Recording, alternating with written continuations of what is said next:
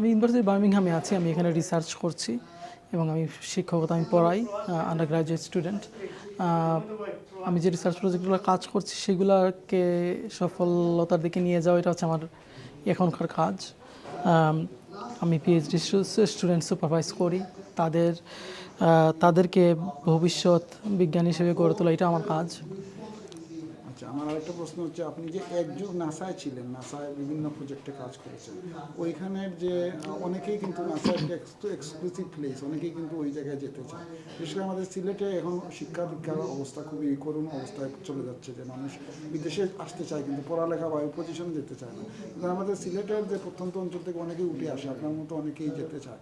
তো এই বিশেষ করে আমাদের সিলেট অঞ্চলে যারা আছেন তাদেরকে আপনি কীভাবে একটা মোটিভেট করবেন, যে পড়ালেখা আরও আগায় আসলে আরও বেশি ভালো হবে? আপনি অনেকেই মনে করেন যে নাসা একটা এক্সক্লুসিভ জায়গা, ওইখান থেকে আপনি বার্মিংহাম ইউনিভার্সিটিতে চলে আসছেন কাজে, এর কি কোনো কারণ আছে নাকি এটা বেটার? না, এটা অপরচুনিটি হিসেবে বেটার বলতে পারেন, কারণ এটাতে আপনার শিক্ষকতার সুযোগ আছে এবং জবটা অনেক ফ্লেক্সিবল এবং আপনাকে কাজের সূত্রে আপনাকে আমার অতীত প্রজেক্টগুলোতে হয়তো অনেক দূরে যেতে হয়েছে।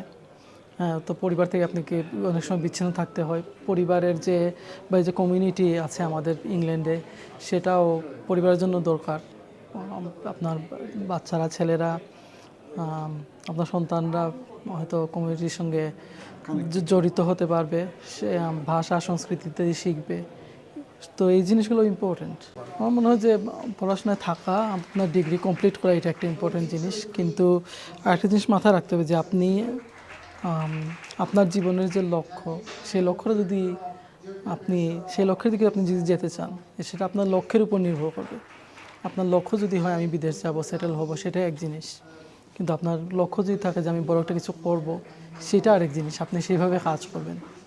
এখন বার্মিংহাম ইউনিভার্সিটিতে যে আপনি রিসার্চ করছেন, এখনকার আপনার উল্লেখযোগ্য কোনো রিসার্চকে আমাদের বলতে পারবেন? হ্যাঁ, এখন এইমাত্র একটা বলছিলাম, যেটা আমি রিসার্চে যে একটা রেজাল্ট আমরা পাবলিশ করছি, এটা অ্যাকসেপ্টেড হয়েছে। তো সেটাতে আমরা কসমিক রে বলে যে জিনিসটা আছে, সেই জিনিসটা তার যে এনার্জি এত হাই হয় কেন, এত হাই এনার্জিতে আমরা কসমিক রেগুলো পাই কেন, সেটা এক্সপ্লেন করেছি আমরা ল্যাবরেটরিতে। আমরা এটা প্রমাণ করেছি যে এই পার্টিকেলগুলোর এনার্জি এত বেশি হয় কেন। এই জিনিসটা পাবলিশ হচ্ছে, অ্যাকসেপ্টেড হয়েছে। তো এটা নিয়ে হয়তো সামনে আপনি পত্রিকাতে দেখতে পাবেন। ধন্যবাদ। আমার আরেকটা কোয়েশ্চেন হচ্ছে গিয়ে, যে এই জন্য আমাদের ইংল্যান্ডে অনেকগুলা আপনার সংগঠন আছে, অনেকগুলো একবারে গ্রাম থেকে শুরু করে আপনার অনেক বড় বড় সংগঠন আছে, অনেক ছোটো বড় প্রায় প্রতিটা বিভাগেই বা প্রতিটা গ্রামেই সংগঠন আছে লন্ডনে, বিশেষ করে আমাদের সিলেট অঞ্চলে।